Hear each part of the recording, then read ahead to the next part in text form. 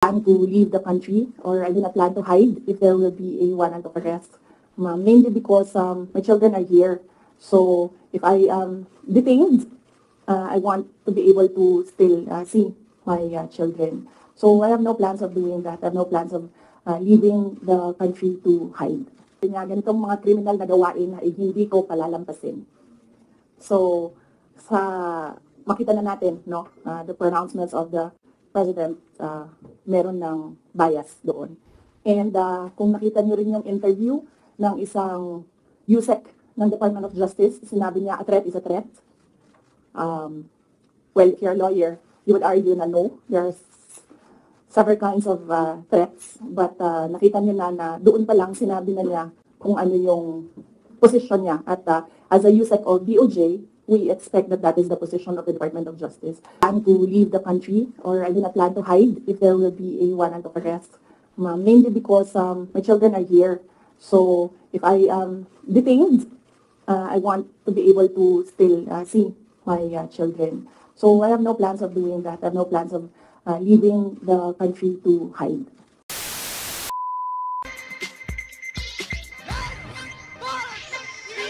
Yes. Magandang hapon muli sa inyo mga kasama. Nandito na naman si Kuya Goods nagbabalik. At syempre, kung hindi ka pa nakasubscribe sa ating channel, pasubscribe na lang po at hit mo na rin yung bell para update ka sa ating mga video. Grabe, nagpa-interview ang lola nyo. Nagpa-interview na ang lola nyo. Kanino? Ay panoorin nyo sa video. Oo, ay siya daw ay gustong patahimikin. Di umano. Oo, sabi niya doon sa nag-i-interview sa kanya. Oo, bakit nung ikaw nagdadadaldal, lahat na lang ng paninira ay sinasabi mo, ngayon ikaw ay magngangaw-ngaw. Sasabihin mo ikaw ay pinag-iinitan? Wow, kwento nyo sa pagong. Eto na. Matapos nating pag-usapan itong matandang taga Mount Apo. Di ba sinampahan na ng kaso ng mga IPs, mga indigenous people. Ngayon, nahadlok ka nga. Ngayon nagpa-interview. Yung nag-interview naman to the rescue. Kilala nyo naman ito eh. Di ba? May nagsabi nga dito, ito daw ay ano? Bago natin simulan na ating ang ating usapin at reaksyon Sang like, sang share, all good sa po tayo dyan. Kaya share yung video at i-like. Ito, mamaya sa dulo ng ating video, si BP Sara nagsalita na. Baka nga kasi naman talaga. Hindi fair. Ang alin? Yung trato. Alam niyo naman, di ba? Nung nakaraan pa lang eh. Konting lang eh. Paiimbestigahan na yung di ba? Pero yung nagsalita yung mga masasamang loob, wala lang. Nung nagsalita si Bibi Sara, paiimbestigahan agad. Anak ng bugi naman, pasok mo, sino ba ito? Ano naman yung sentimento mo sa buhay? Eto na, pasok mo. Ay! Mali tayo ng pasok sorry naman. Minsan nagkakamarin tayo. Ito, ipasok mo para alam namin kung ano yung sentimento mo Mali. Pasok. Meron pa nasan pa ba isang issue tungkol doon man dito sa kayo po daw ay sinampahan ng ethics complaint. Harassment ang sinasabi dito. At ang nag-file ay itong Ata Manobo Tribal Council of Elders at mga leaders ng Talaingod Political Structure. Ano ito? Yan po yung yung ating mga organisasyon yata po yan ng mga katutubong lumad. Opo. Diyan sa Talaingod na kung saan po ay nakaranas din po ako ng yung harassment. What? Nakaranas daw siya ng anen. Anak ng bugi ate. Tuloy. Diyan po kami kasama ng aking 17 na mga bata. And, opo, yun po. Alam na kung mga bata. Bakit may kasama kang bata? Alam nung nag-i-interview, no? Ano ba nangyari sa bata? Ang paratang, ay naisampa sa kaso At siya ata ngayon ay nakonvict na. Oh, bakit ka nagsama ng bata, ate? Alam ba ng mga magulang yan? Oo, tuloy. So yun po yung sa yung child other forms of child abuse. Abuse. Pinabayaan daw po namin maglakad yung mga bata Oo, doon kung ilang oras daw. sa bukid. Oo. No, na ni-rescue namin po kasi ni-rescue namin sila tumawag sa amin na Ay, bakit ho sila gabi? daw ay Bakit gabi? gabi po kasi pinalalayas po yung mga teachers doon sa eskwelahan at pinadlock po yung eskwelahan. Oh, bakit gabi? Oh, hindi nyo na pinag-umaga. Man, ate, grabe naman. Oh, saka sa bundok, may signal ba doon? Meron kaya signal? Tumawag daw sa kanila di umano. Yun ang sabi sa video O, tuloy lang natin. Oh, So nabalita yung ito. mga bata po, dinala po ng mga teachers para po i-safety. Ngayon wala po silang sasakyan kaya tinawagan po kami kasi meron po kami sana nakatakdang National Solidarity Mission kinabukasan. Naku, So, iba yung mission ata. National Solidarity Mission. Sa bundok? Anak ng tipaklong naman. Tuloy. Nag-abuso daw po kami, pinabayaan namin yung mga bata na naglakad sa dilim at hindi yata nakita ng mababang korte na ano ba yung dahilan, bakit sila naglakad ng gano'n, Tinaboy po sila ng mga paramilitary Ayun. na papaalis doon sa school. Nakikiusap sila na magpaumaga pero hindi po sila pinagbigyan kasi sabi nila baka may mamatay. Kasi marami na pong experience ang mga lumad po ng executive director ay pinatay, pati estudyante. Kaya natakot po ang mga teachers and students. Kaya humingi po ng tulong sa amin para mag-rescue. Naku po. Ay, naku. Pag-usapan ba natin yan? Oo, kasi nagkaroon ho ng file ng kaso. Para naman siguro mabigyan siya ng pagkakataon, magpaliwanag di umano, eto. Eto na lang, dito lang tayo sa pahayag ni BP Sara. Gusto ko sanang ipasok muna sa inyo kung ano naman yung ibibigay na balita sa atin ni Chikadora. Alam mo naman si Chikadora, marami itong nasasagap, kaya maganda-ganda itong kasama No? Baka meron ba siyang pwedeng sabihin at ano naman to, tuloy ang impeachment, approve. Ang budget, naku, ito na sinasabi natin Di ba? Ay, ito na yung sinasabi natin. Tuloy. Ayon dito tignan natin. Kung ano yung di ba sinabihan na nga sila ng Pangulo na wag ituloy, ano ba ang gusto talaga nila, sabi rito, just in. Siya na bahala magpaliwanag. Ipasok mo. Chikadora. Sa kakatapos lamang na BICAM Committee hearing, nagulat ang mga netizens nang maaprubahan ang 6.32 trillion pesos. Ha? Anak ng tipaklong, wala na talagang pagbabago. Akala ko ba, anong tawag doon? Hindi papayagan. Eto na, pinayagan di umano. Tuloy. National budget for 2025. At kasama nga dito ang 39 billion pesos AKAP o ayuda sa kapos ang kita na kamakailan lang ay matatandaan natin na sinabi na ni Senator Amy Marcos na kanyang tinanggal na ang AKAP. Ano na? Akala namin, akala ng lahat tinanggal. Sa balita ni Chikadora, parang lumalabas dito, ano ito?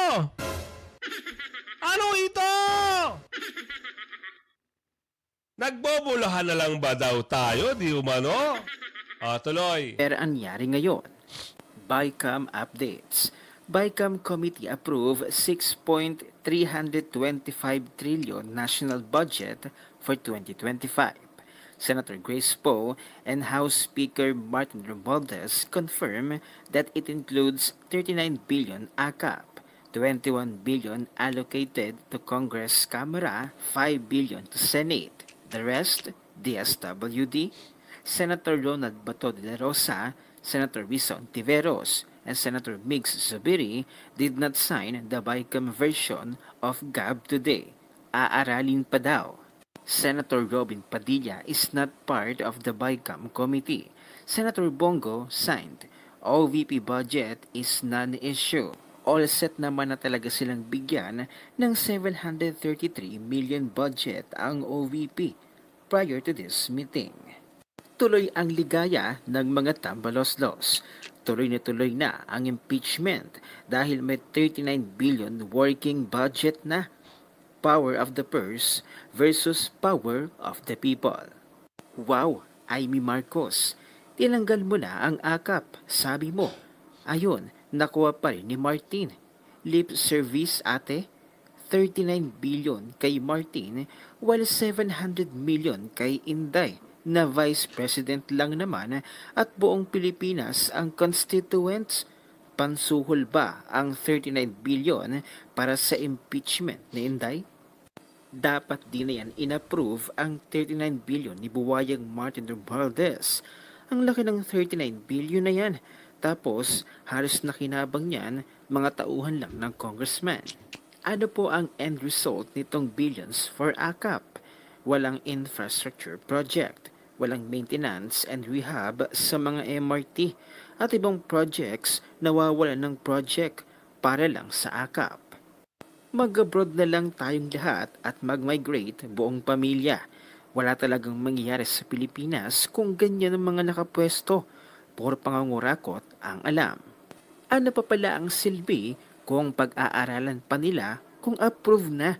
Should we eliminate Bongo then? Wala din palang prinsipyo. Baka may budget sa malasakit CTR niya. Samantala sinupalpal naman ng certified DDS na si Waray Laban ang mga loyalista na nagsasabing si Duterte ang Filipinos' big mistake. Sa nangyayari ngayon sa Pilipinas, abay sino pa ang big mistake kundi ang mga Marcos at Romualdez. Narito ang full video, panoorin natin. Nakita ko isang post ng Marcos para sa Pilipinas. Sabi niya, Duterte Filipinos, big mistake. Pero kung iisipin mo, paano naging mistake ang isang lawyer, isang piskal, isang mayor, isang congressman at naging presidente? Pilipinos, big mistake Duterte. Ikukumpara mo naman yung Tacloban City kumpara sa Davao. Ilocos or Lawag City kumpara sa Davao. Ilang dekada na yung mga Romualdez sa Tacloban City kumpara sa Davao. Ilang taon at dekada na ang mga Marcos sa Ilocos kumpara sa Davao.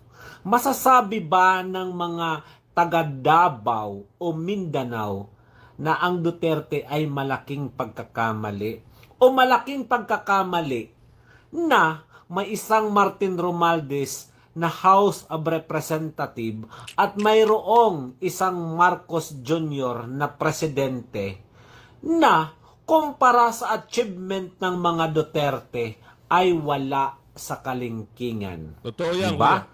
Wala sa kalingkingan ang achievement ni Romualdez at ni Marcos Jr. kumpara sa mga Duterte. Achievement ni BP Sara bilang mayor kumpara kay Martin Romualdez ay wala sa kalingkingan. Achievement ng mga ni Marcos Jr. kumpara kay BP Inday or kay Duterte ay wala sa kalingkingan. Ang pagkakamali lang talaga ng mga Pilipino ay ibinoto si Marcos Jr. Totoo. At nagpabudol tayo.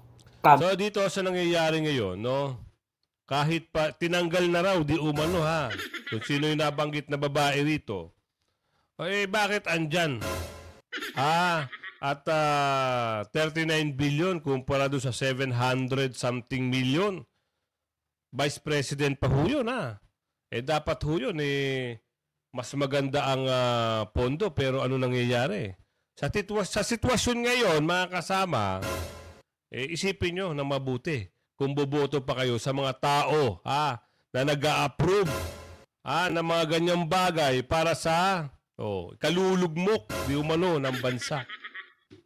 Anong gagawin dyan sa 39 million? Wala kang project may pakita. 39 billion, sorry. Anong mangyayari? Ubus na naman. Sa bagay, konting ano na lang naman. Oo, di ba? Sino ba yung mga re-electionist dyan ng mga senador? O yung mga trapo, tanggalin nyo na yan. Solid nyo na yung PDP line. Ha? O Duterte Party List, ipasok nyo. Wag na kayo maglalagay ng mga basura sa gobyerno. Dahil walang nangyayari. Puro nakaw dito, nakaw doon, nakaw dito, nakaw doon. Ubos ang kambanda ng bayan. Tuloy pa natin. Gusto nyo marinig pa? Ha? O, tuloy natin. Kami, kung sino man ang nabudol, say present na lang. Totoo yun. Budol tayo Ano lahat. kaya nangyari doon sa EDSA ngayon? Oh, nabudol tayo lahat. Ayan ang yan ang naging ano natin eh. Kailangan isang tanda na yan sa atin. No, sa susunod, alam na natin, isang aral na yan na hindi na tayo mabubudol ulit. Napakaganda sana ng intensyon ng pangalawang pangulo. Na yung continuity, pagtutuloy ng mga proyekto, walang proyektong nangyari. Dahil doon sa namumuno di umano, hindi pinagpatuloy daw. Di umano. Ano nangyari? Gigil na naman ang taong bayan dito. Sabi rito ni Jose, grabe po. Wala nang pondo. Wala pang respeto. O pati mga taong bayan niloloko. May nagsabi, nagpapirma, nangako ng 5,000 sa Mindanao. 1,000 lang daw ang binigay. Ismiyo Marimar. Mindanao huya na, nababanggit dito. O doon naman, alam naman natin sa taga Mindanao, kukunin nyo lang yung pera. Dahil siguro nga, nakatunog sila na yung mga taga Mindanao ay solid. Kukunin lang yung pera at iboboto si Duterte, ang ating ang dating Pangulong Duterte, si BP Sara. Kaya siguro binawasan ng 4,000. Ginawang 1,000 na lang. Di ba no? Yan ang mga bali-balita na nakwento ni Alfred Sereno. Ang galing talaga ni Alfred. Naikwento pa niya. Sa bandang Rizal, Tanay, nagpakalap ng pirma. Pinangakuan ng 5,000. Wala raw hong natanggap ni 5. Naknon. Dismio Marimar. Next time, mga taga Mindanao, taga Tanay, pag kayo ho ay inanyayahan na magbibigay ng 5,000, money down first before sign. Ganun lang ho kasimple. Kasi kung halimbawa, gagawa sila ng mga kalokohan, kukunin yung pirma nyo. At ang makikinabang lang ay si Mayor, si Konsihal, si Barangay Chairman, yung pangako siya yung 5,000, 500 na lang ho yun. Huwag ka na kayong umasa na 5,000 yan. Yan ang katotohanan dyan. Hindi ho nakatulong sa mga taong bayan. Bagkas nagka-perwisyo pa. Di ba? Nananahimik ka sa bahay mo, pangako ka 5,000. Pipila ka pa, ubusin mo yung oras mo. Magsasalita pa yung mga bakulaw. Ganto sa dadating na eleksyon. Iboto nyo kami. Bibigay sa'yo 500. Ganyan ho ang sistema ngayon. Ito na. Pahayag ni BP Sara bakit ayaw niyang pumunta alam niya kasi mangyari. Baka may bias na naman eh. Ayan ang mahirap yung mga bias. Alam nyo, di ba? Yung mga bias, meron lang pinapanigan yan. Kaya mas maganda, si BP Sara na magpaliwanag sa inyo kung ano yung pag-uusap dito. BP Sara, kwento mo. Yes, ma'am. The lawyers presented me with options, and I asked them if I needed to go to the NBI for the subpoena.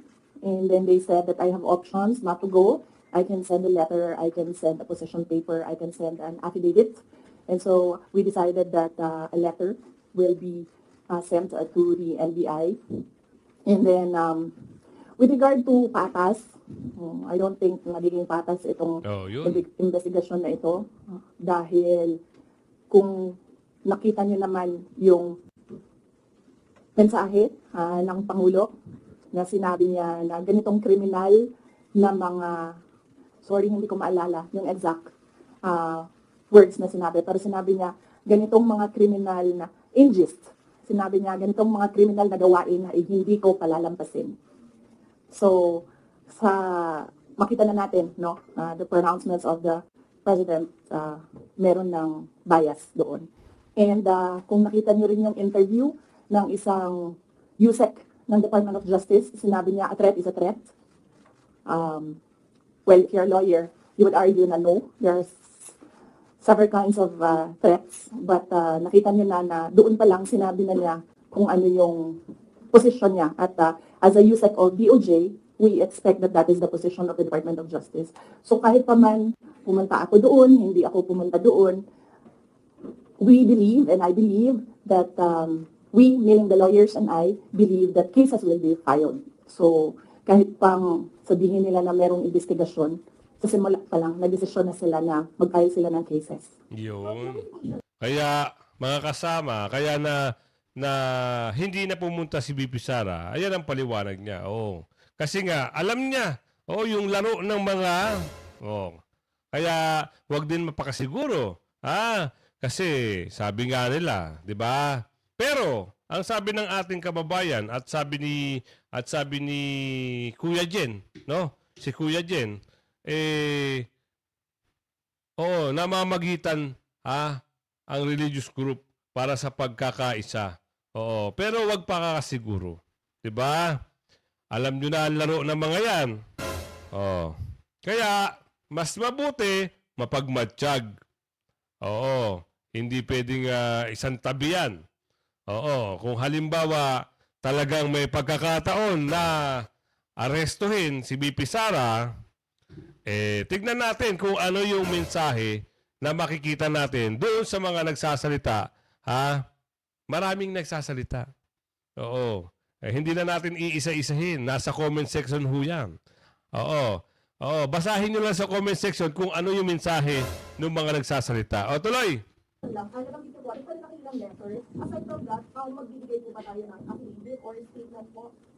Hindi na. Tinanong ko sa lawyer kung idadagdag ko pa ba yung affidavit ko. Sabi niya hindi na daw kasi nilagay ko naman na doon sa letter kung ano yung sasabihin ko sa affidavit. Thank you. Good afternoon, Consider Marcos of NHA. I have mentioned that there are already biases on how the government or the DOJ treat your case. So what would be the worst case scenario na nakikita ninyo na maaaring mangyari? Okay. Ang worst case scenario, thank you, Ma'am Sel. Ang worst case scenario na nakikita namin is removal from office, impeachment, and then patong-patong na mga kaso, multiple cases to be filed, which the lawyers already told me to expect as well. That is why I just decided not to go to the NBI because clearly the pronouncements of the President and the USEC of DOJ point to cases to be filed. So, parang may nag-raise before that it could be like a violation dun sa anti-terrorism law and slander, which are non-bailable offenses. So, could that be part of the worst case scenario na hindi kayo i-arrest kayo just in case and no bail? Yes, that could be as well. That is a possibility, ma'am, for cases that are without bail. And as I said, when I read the subpoena, I read there, it was for grave threats, na hindi naman grave threats yung ginawa ko under the revised penal code, and it was for anti-terror law. So napaisip ako, bakit anti-terror law ang iniimbestigahan nila? And then, so it's not the first time that I've heard of the anti-terror law used against a person. So the first time I read about it, they used it against Congressman Ari Teves. So I inquired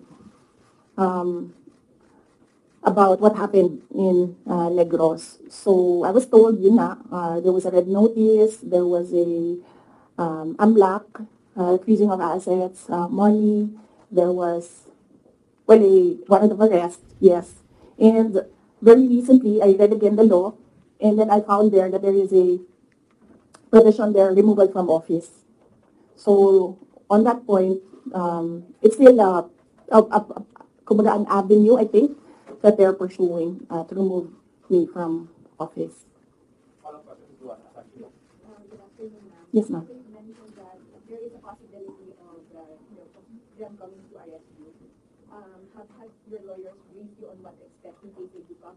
And will you allow yourself to be arrested, or will you, because there have been others who have fled, will you want to face people, face the law enforcers who will arrest you, or will you also try to, not get arrested? No, I do not plan to leave the country, or I do not plan to hide if there will be a warrant of arrest. Mainly because my children are here. So if I am detained, I want to be able to still see my children. So I have no plans of doing that. I have no plans of leaving the country to hide. One of for this matter, based on Congressman Marco Leta offers himself as your lawyer in case tuloy yung impeachment case against you. Will you accept the offer? Yan mga kasama, pagpasensyahan nyo na po. Yung mga reporters, hindi po natin marinig masyado. Pero klaro-klaro, yung boses ni BP Sara, sinabi niyo nito, just in case doon sa reporters na nagtanong, na mag-file ng warrant of arrest, ang sagot ni BP Sara, hindi po siya magtatago, hindi po siya pupunta ng ibang bansa. Pero, ito ang tanong. Kaya nga sinasabi ko pag sinubukan ba nila kung sino yung mga nagsasampa ng kaso at aarestuin na si BP Sara, ay kayo na ho sasagot niyan.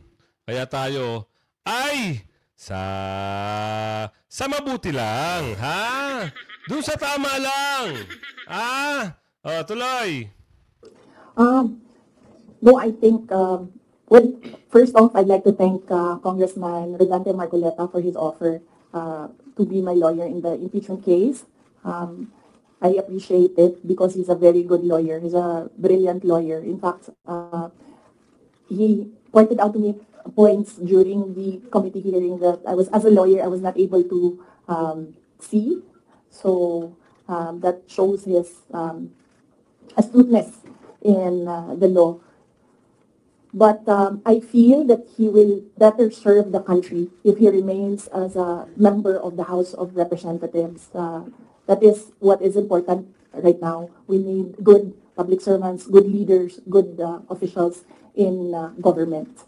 And I assure everyone that we already have lawyers helping us. In fact, the moment that Franz Castro announced last year that they are planning to file an impeachment, we already talked to lawyers who will handle the impeachment case at the time.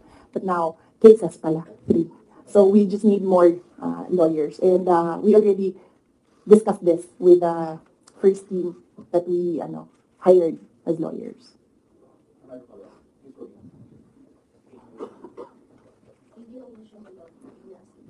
Yes, ma'am. But I just want to ask, how are we preparing, or what are our preparations, and how are we going to post impeachment for the worst case scenario? Oh, okay. Yes, ma'am. So very recently, we had a meeting with the lawyers, and what was discussed there was the arrangements, because we needed more lawyers. We are expecting another impeachment case now, so this may be 3 impeachment cases. So, and then we will await an official copy of the articles of impeachment so that they can prepare the defense. We already have advanced copies of what is filed in the House of Representatives, and they're starting preparatory works right now. Sa mga abogado na sumusuporta kay BP Sara, ito na po yung oras nyo para makiisa. Nangangailangan po ng maraming abogado si BP Sara patungkol dito. Wala pa man po tayo nababalitaan na meron ng impeachment hearing na mangyayari o pag-aaresto di umano Pero nakaprepare na po si BP Sara. Gaya na sinabi niya, kung magkaroon man ng mga warrant of arrest, hindi ako lilipad ng ibang bansa, hindi ako magtatago, haharapin ko. Ngayon, ang sabi ng ating kababayan, once lang na, kayo na po magtuloy mga kasama. Tuloy natin. Most of your allies and former allies have changed positions or changed their sides. How do you feel right now And if, for example, the impeachment comes through, are you confident with the numbers both in Congress and the Senate? No, we're not confident with numbers, ma'am, because impeachment is a legal process and a political activity. So we are confident with the legal aspect of the impeachment because all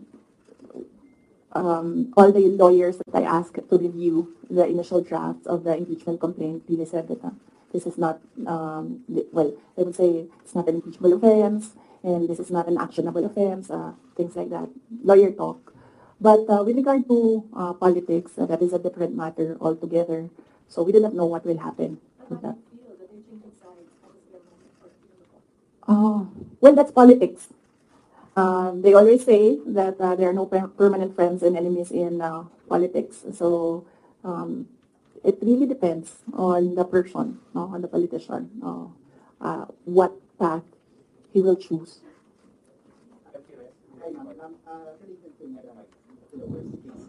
Yes. The House of Government Committee said that they are eyeing the possibility of filing plunder, technical malversation, and falsification charges, among others, against you and several other officials of the OVP and formerly the DepEd in relation to the alleged misuse of the confidential funds. Have you discussed this already with your legal team, with any of the lawyers, and what can you say that is a very heavy case blunder?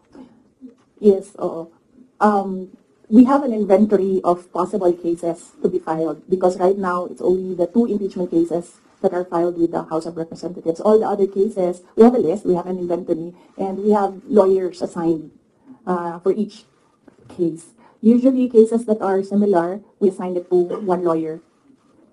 And then other cases, we assigned it to other lawyers so that we ensure that all the cases have lawyers focused on each case. O yan, narinig nyo ha, kung ano yung pahayag ni Bibi Sara ha. At ito lang para sa atin, no. Kung sakasakali lang, no, siyempre alam natin yung suporta natin kay Bibi Sara ay nangingibabaw pa rin. So, ano ba ang pwede nating isuporta kay Bibi Sara just in case na magkaroon ng arrest warrant? Kasi hindi po siya umaten at talagang hindi siya atin kasi ayaw niya, no? Kasi baka mamaya merong ang alam niyo naman 'yun, may favor sa isa ha? At alam naman at itutuloy, may itutuloy. Kaya ganun pa rin, humarap siya hindi, itutuloy pa rin naman eh. No? Kaya sabi ko sa iyo, huwag kayong magpapahuli sa mga issue balita ha? At reaksyon ng bayan. Hanggang sa muli ha. Bye-bye.